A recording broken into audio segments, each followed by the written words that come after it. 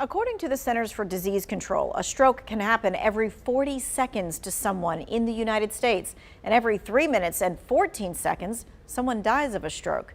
WFMY News 2's Sydney Moore spoke with a Greensboro man in his 30s about his life and how it was impacted after he had a stroke. 37-year-old Galin Sellars loves to fish. Dang, I missed it. My biggest bass was, my biggest one so far was, 9 pounds. About like that big. It's been a passion of his since he was 7 years old, watching his dad reel many in. He actually could have went pro. So I looked up to him when he went fishing. Fishing out on the water is what helps Sellars stay calm and stress-free.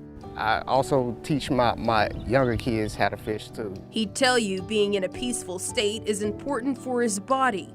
At the beginning of the year, he had a minor stroke. And I didn't realize I was having one.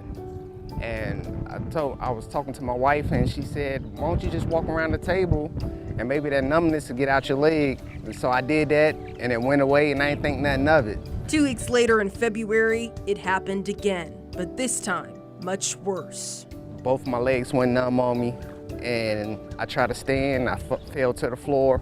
Luckily, my wife was just coming down the road. He says his wife knew something was wrong when she asked him on the phone what he wanted to eat, but he couldn't speak in full sentences.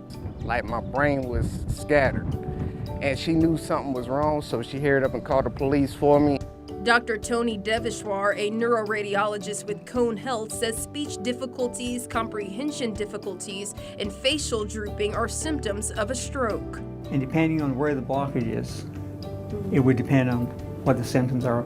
So in most people, they're right-handed, they're left brain dominant. He says strokes impact people who are 50 to age 90, but they are also common in younger people and even hereditary to some degree. We saw strokes in younger people, like 18 to the 30 age group.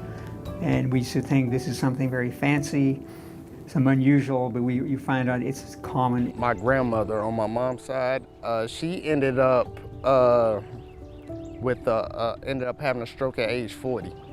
So I felt like that was kind of hereditary. After the stroke, doctors told Sellars he had blood clots in his veins and head. They encouraged him to stop smoking to lower his risk of having another one. I would go through a pack maybe every 4 days. As for the road to recovery, it's now been about 2 months since Sellars had his last stroke. It took me actually a minute because I lost 50% of the feeling in my hand.